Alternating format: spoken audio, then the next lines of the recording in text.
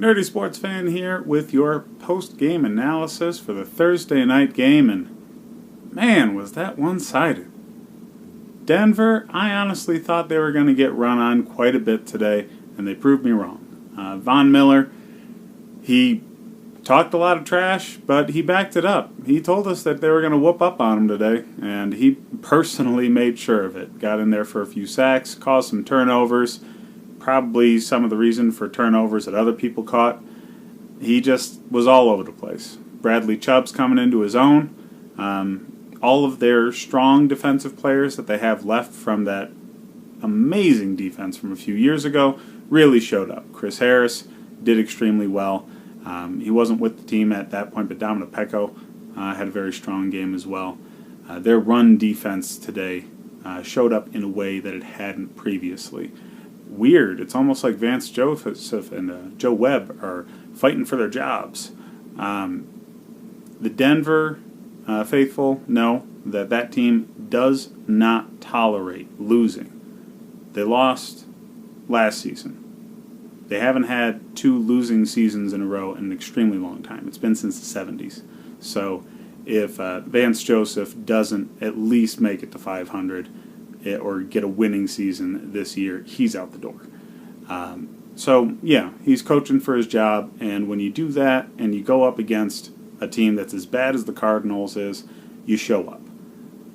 Now, the Cardinals, Rosen looked okay for a rookie. He got the ball out to Larry Fitzgerald. Kirk looked pretty good on the outside as well, but they didn't have anything consistent going, and that falls squarely on the shoulders of the five guys on the offensive line. Honestly, you could replace them with the line cooks from the local five guys, and they'd probably do better. Those linemen can't get in the way of anything. David Johnson Jr. is having a terrible season. He shouldn't. We've seen him be amazing. We've seen him be the best running back in the league. And at times he flashed that when you saw him lining up outside or having some good 10-yard runs in the first half, but it wasn't sustainable. The line can't do anything down in Arizona. So their offense is falling away because quarterbacks or anybody who's behind that line, quarterback, running back, they're just going to get decimated by almost any defensive front that they're going against. So something as talented as Denver's front with Chubb and Von Miller, we should have seen it coming. Just Von and Chubb destroyed them. Now, as for the rest of the season, I don't think Denver is going to sustain this. They've got Kansas City next week. They're going from one of the worst teams in the league, if not the worst team in the league, to one of the best teams in the league, if not the best team in the league. Like, I get it, they lost to the Patriots, but the Patriots can beat a lot of people at home because they have Tom Brady and Bill Belichick, one of the best combinations in history. But the Chiefs, they're a different animal than the Cardinals here. So Denver's got some stiff competition next week. Don't expect this going forward to be an every week sort of thing. I will expect them to be more competitive than they've been, especially in that Jets game. But yeah, I wouldn't think this is a regular occurrence. They're not going to go against an offensive line this bad at any point in the season. As far as the Cardinals go, expect this.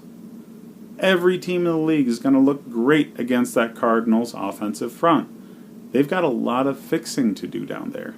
Now, Wilkes, he doesn't have what he wants to work with. You heard the announcers in the game talking about how, the team that he's got doesn't necessarily fit his scheme. But he came into an intensely strong defense running a 3-4 scheme. And he's trying to put a 4-3 scheme in that doesn't fit his players. And it shows, but seriously, strong defense to terrible defense, and the only difference is the coach. That doesn't make a lot of sense.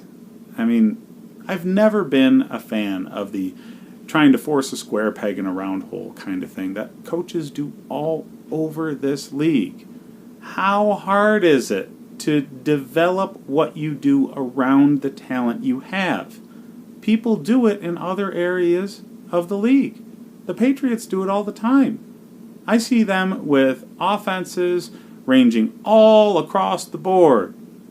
They have the same coordinator putting different offenses out there based off of the talent that they have. How is that so difficult for other teams to do? I mean, are the Patriots really that much better at coaching? I wouldn't think so, but maybe I'm wrong. Maybe they're just amazing. But yeah, Wilkes has to figure it out. And if he doesn't, he's not going to be there long. It looks bad right now. He'll probably get another season because everybody's going to be able to blame Rosen's rookie mistakes for a lot of this. And the offensive line, them being as injured as they are, yeah, that's not Wilkes' fault. I get it. But he's a defensive man. And with a defensive-minded head coach, having the talent he had, kind of misusing it because they don't fit his scheme, that's a bad excuse. I mean, they can lose a lot of games, but if that defense looks good, he looks good. And the defense doesn't look good. So, if you're a Cardinals fan, I'm sorry, you're in for a very, very long season, and I hope for your sake Rosen survives this offensive line play because he can develop into something special, but he's got to survive this season, maybe next season, before he can develop into that. And hopefully the defense gets better when they get personnel that fits it, but I'm not seeing it right now. As a Denver fan, you guys don't get your hopes up. I mean, this was a great win. It really, really was, and celebrated all night, but you got the Chiefs next week, and that's a very different story, and you shouldn't expect a game like this every week. I mean, the Cardinals really are terrible.